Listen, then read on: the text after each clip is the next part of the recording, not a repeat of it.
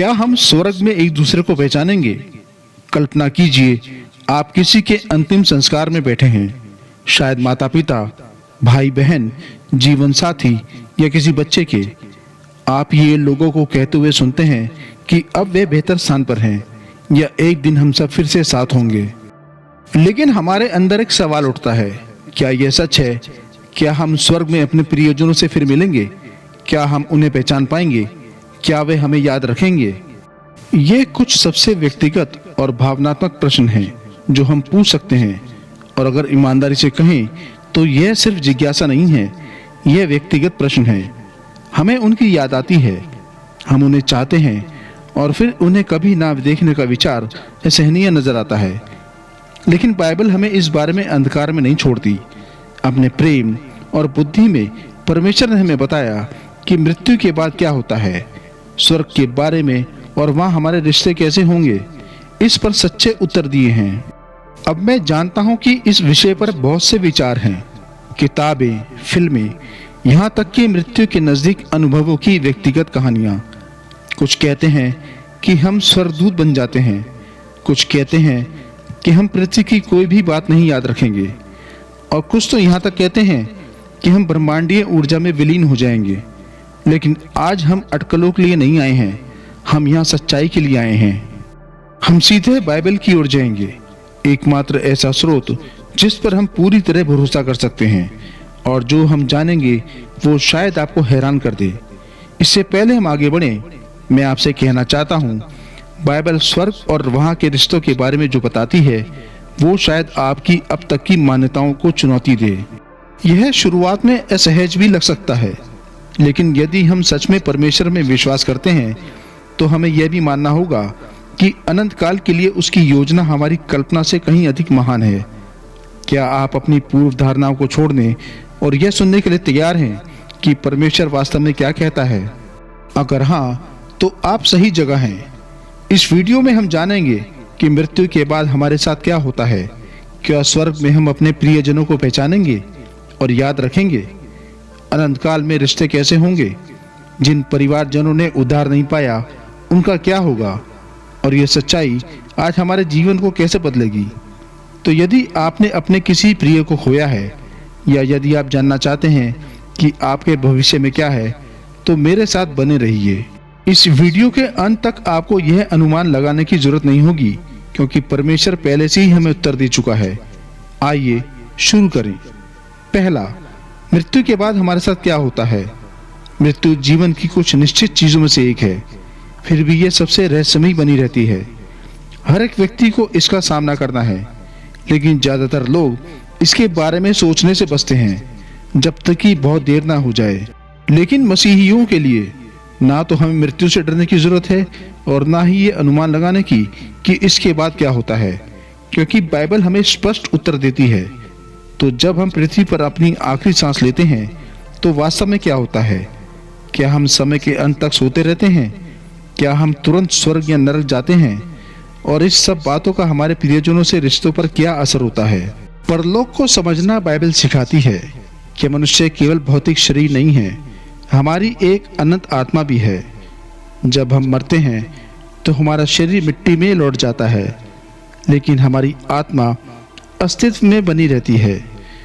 इस पर सबोपदेशक 12 की 7वीं आयत में बाइबल कहती है, तब मिट्टी पहले के समान पृथ्वी में मिल जाएगी और आत्मा परमेश्वर के पास लौट जाएगी जिसने उसे दिया था। इसका मतलब है कि मृत्यु अंत नहीं है, यह एक संक्रमण है। हमारा शारीरिक शरीर अस्थायी है, लेकिन आत्मा शाश्वत है। यह एक महत्वपूर्ण प्रश्न उठता है, मृत्यु के बाद हम कहाँ जाते हैं? धर्मी और अधर्मी के बीच का अंतर लूका 16 की 19 से 31वीं आयत में बताया गया है, जहाँ यीशु धनी लाजर का दृष्टांत बताते हैं। इस कहानी में दोनों व्यक्ति मर जाते हैं, एक दुख की जगह तो दूसरा शांति की जगह पर। कष्ट में पड़ा हुआ धनी व्यक्ति अपने भूतकाल के जीवन के प्रति पूरी तरह जागरूक होता है। वह यहाँ तक याद करता है कि उसके परिवार के लोग अभी भी पृथ्वी पर हैं। ये हमें 3 महत्वपूर्ण बातें बताती है। हम मृत्यु के बाद भी सचेत रहते हैं, हमें पृथ्वी के अपने जीवन की याद रहती है, और उद्धार पाने वालों और खोए हुओं के बीच तुरंत विभाजन होता है। विश्वासियों के लिए बाइबल एक सुंदर प्रतिज्ञा देती है। 2 कुरिन्थियों 5 की 8वीं आयत में बाइबल कहती है, शरीर से अलग होना प्रभु के साथ रहना और भी उत्तम है। इसका मतलब है कि जैसे ही एक विश्वासी यहाँ अंतिम सांस लेता है, वह तुरंत यीशु की उपस्थिति में होता है। ना कोई प्रतीक्षा, ना कोई भटकाव, ना आत्मा की नींद। यदि आपके प्रिय ने मसीह को जाना था, तो जैसे ही उन्होंने यहाँ अपनी अंतिम सांस ली, वैसे ही उन्होंने स्वर्ग में अपनी पहली सांस ली। लेकिन जिन्होंने मसीह को अस्वीकार किया, उनकी आत्मा परमेश्वर से अलग हो जाती है और अंतिम न्याय की प्रतीक्षा करती है। प्रकाशित वाक्य 20 की 12 से 15वीं आयत में बाइबल कहती है, वो भयानक क्षण जिनके नाम जीवन की पुस्तक में नहीं पाए जाते, उन्हें आग की झील में डाल दिया जाता है। यही कारण है कि उद्धार इतना अति आवश्यक है, क्योंकि अनंत काल वास्तविक है और केवल 2 ही आखिरी मंजिल हैं। तो अंतिम पुनरुत्थान के बारे में क्या? बाइबल सिखाती है कि एक दिन जब यीशु लौटेंगे, हमारे भौतिक शरीर पुनरुत्थान के द्वारा महिमामय और शाश्वत शरीरों में बदल जाएंगे। 1 कुरिन्थियों 15 की 52 से 53वीं आयत में बाइबल कहती है, उस क्षण शरीर और आत्मा फिर से एक हो जाएंगे और हम नए स्वर्ग और नई पृथ्वी में हमेशा के लिए जीवित रहेंगे। तो जब हम मरते हैं तो हम तुरंत स्वर्ग या नरक में चले जाते हैं। लेकिन कहानी यहीं खत्म नहीं होती। परमेश्वर की योजना की अंतिम पूर्ति अभी भी आनी बाकी है। दूसरा भाग, क्या हम स्वर्ग में अपने प्रियजनों को पहचानेंगे? ये स्वर्ग के बारे में पूछे जाने वाले आम प्रश्नों में से एक है। अगर हम वहां पहुंचते हैं तो क्या हमें अपने माता पिता, भाई बहन, बच्चे और जीवन साथी याद रहेंगे? क्या हम उनके चेहरे पहचान पाएंगे? क्या हम उनके लिए वही प्रेम महसूस करेंगे जो हमने पृथ्वी पर किया? बाइबल में कोई सीधी आयत नहीं है जो कहे कि हाँ, तुम स्वर्ग में अपने प्रियजनों को पहचानोगे। लेकिन जब हम अनेक पदों को साथ में देखते हैं तो उत्तर बिल्कुल स्पष्ट हो जाता है, हाँ, बिल्कुल पहचानोगे। स्वर्ग में पहचान की बाइबली गवाही सबसे स्पष्ट उदाहरणों में से एक आती है रूपांतरण की घटना से।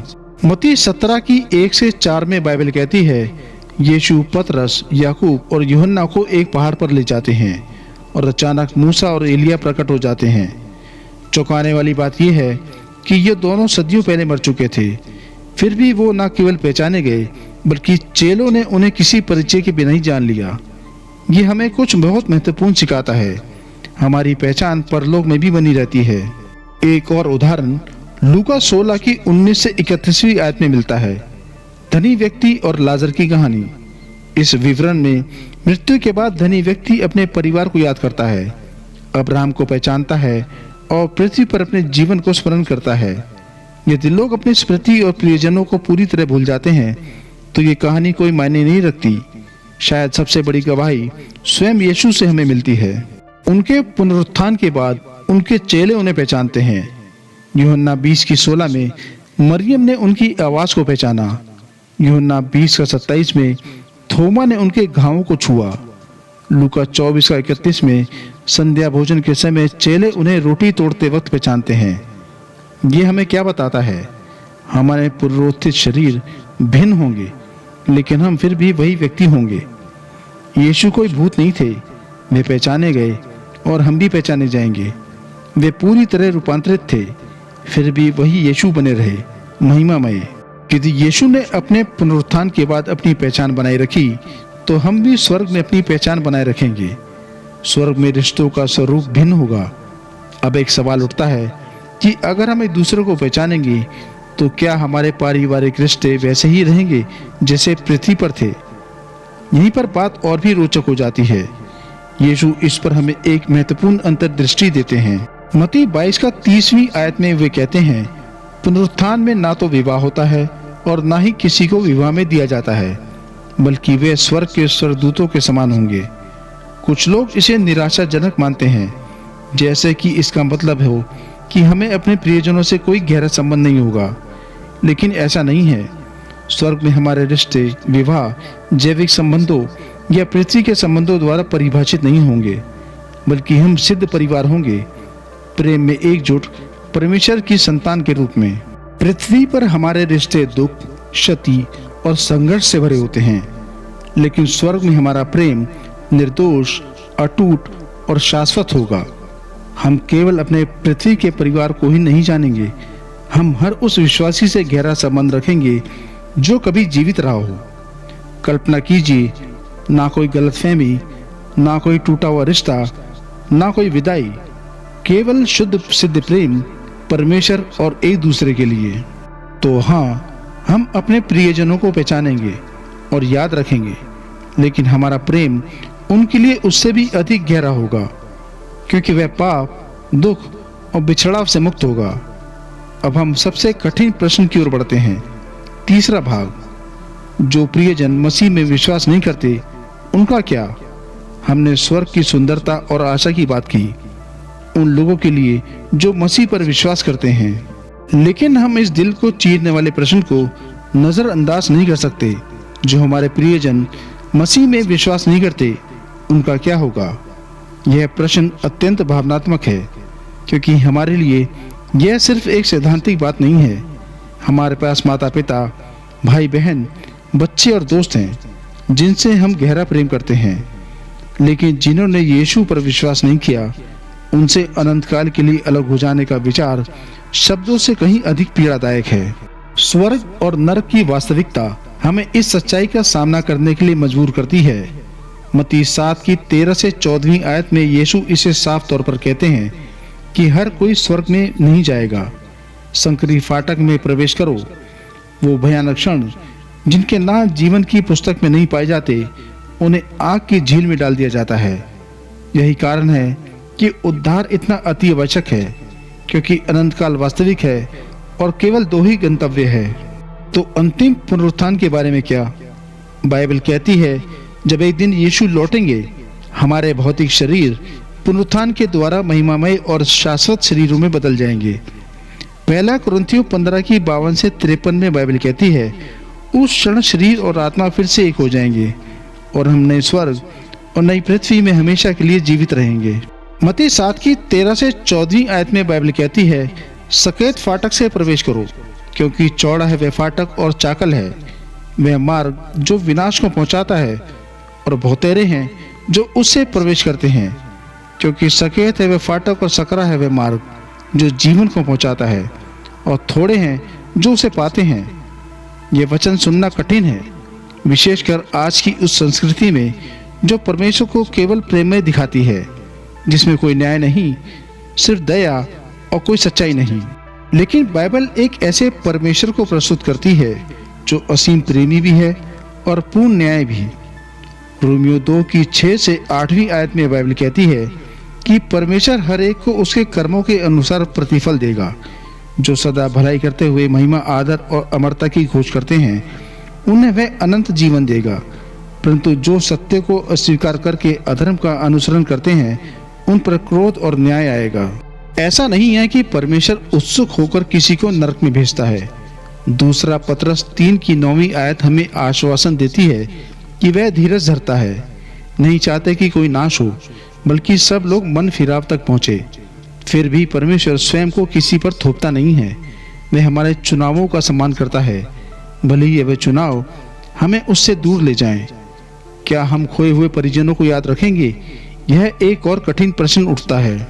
अगर हमारे कुछ परिजन स्वर्ग में नहीं होंगे, तो क्या हमें उनकी याद आएगी? क्या हम अनंत काल तक उनके लिए दुखी रहेंगे? प्रकाशित वाक्य 21 की 4थी आयत हमें स्वर्ग की एक झलक दिखाती है। वह उनकी आंखों से हर आंसू पोंछ देगा। फिर ना मृत्यु होगी, ना शोक, ना विलाप, ना पीड़ा, क्योंकि पहली बातें जाती रहीं। स्वर्ग में कोई दुख, पछतावा या वेदना नहीं होगी। लेकिन यह कैसे संभव है कि हमारे कुछ परिजन वहां नहीं होंगे?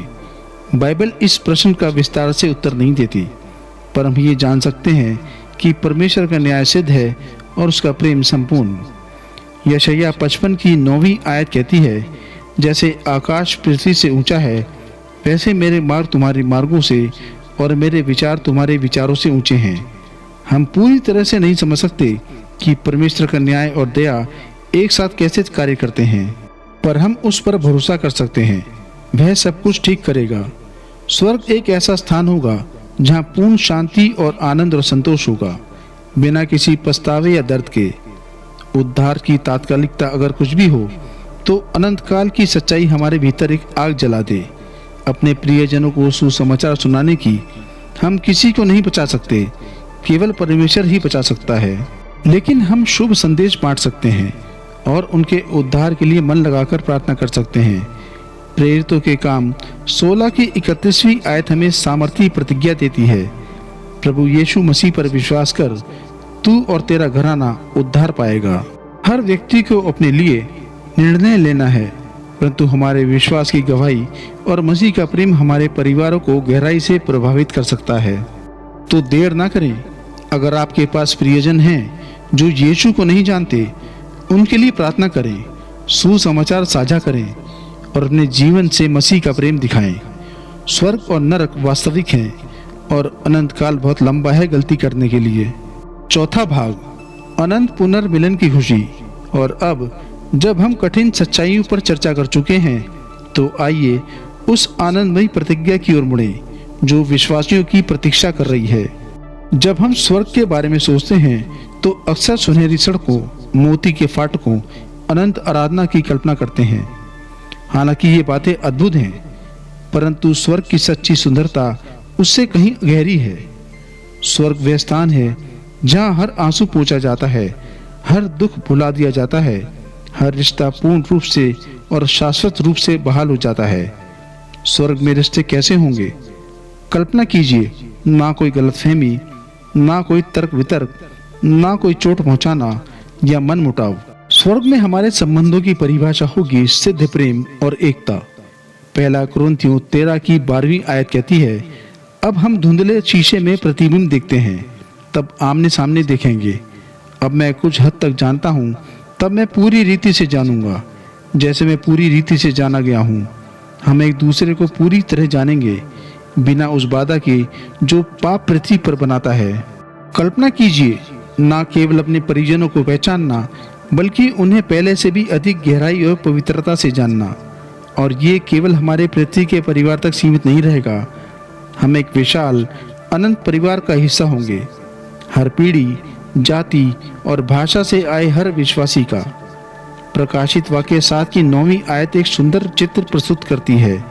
मैंने देखा और देखो एक बड़ी भीड़ जिसे कोई गिन नहीं सकता, हर जाति, गोत्र, लोगों और भाषा से वे सिंहासन और मेमने के सामने खड़े थे। हम एक साथ उसकी सेवा करेंगे, आनंद मनाएंगे और अनंत काल तक एक परिवार के रूप में एकजुट रहेंगे। लेकिन सबसे बड़ा आनंद क्या होगा? परमेश्वर के साथ हमारा संबंध। रोमियो 8 की 15वीं आयत कहती है, हम परमेश्वर के परिवार में गोद लिए गए हैं, मसीह के सहवारिस के रूप में। इसका अर्थ है स्वर्ग में मिलने वाला हर विश्वासी केवल मित्र या आराधक नहीं होगा, बल्कि सच्चे भाई बहन होंगे। हमारा पिता राजाओं का राजा, प्रभुओं का प्रभु, हमारा अनंत पिता और राजा होगा। फिलिपियों 3 की 20 से 21वीं आयत हमें याद दिलाती है कि हमारी नागरिकता स्वर्ग में है और हम वहां से अपने उद्धारकर्ता प्रभु यीशु मसीह की बाट जोड़ते हैं, जो हमारे निर्बल शरीर को अपनी महिमा के अनुसार महिमामय रूप में बदल देगा। हमारा नाशवान शरीर रूपांतरित किया जाएगा, स्वर्ग के लिए उपयुक्त अनंत और महिमामय जीवन के लिए तैयार। हम केवल अपने परिजनों से पुनर्मिलन नहीं करेंगे, हम परमेश्वर से मिलन करेंगे। यही सबसे महान प्रतिज्ञा है। अगर आप अनंत काल को लेकर डर से संघर्ष कर रहे हैं, तो यह जान लीजिए, यीशु पहले ही मार्ग तैयार कर चुके हैं। उन्होंने आपके लिए एक ऐसा स्थान तैयार किया है और उनका निमंत्रण हर उस व्यक्ति के लिए खुला है जो विश्वास करता है। और यदि आपके परिवार में ऐसे लोग हैं जो अब तक उसे नहीं जानते, तो इंतजार मत कीजिए, उनके लिए प्रार्थना कीजिए, उन्हें प्रेम कीजिए और जब तक समय है सत्य को उनके साथ बांटिए। जीवन छोटा है, लेकिन अनंत काल हमेशा के लिए है। एक दिन जब हम अंततः स्वर्ग में प्रवेश करेंगे, तो हर दुख, हर जुदाई, हर पीड़ा हमारे उद्धारकर्ता की उपस्थिति में मिट जाएगी। इसलिए आज ही स्वर्ग को ध्यान में रखकर जिए, गहराई से प्रेम करें, खुले दिल से क्षमा करें और सबसे बढ़कर सुनिश्चित करें कि आपका दिल तैयार है, क्योंकि सबसे अच्छा तो अभी आना बाकी है।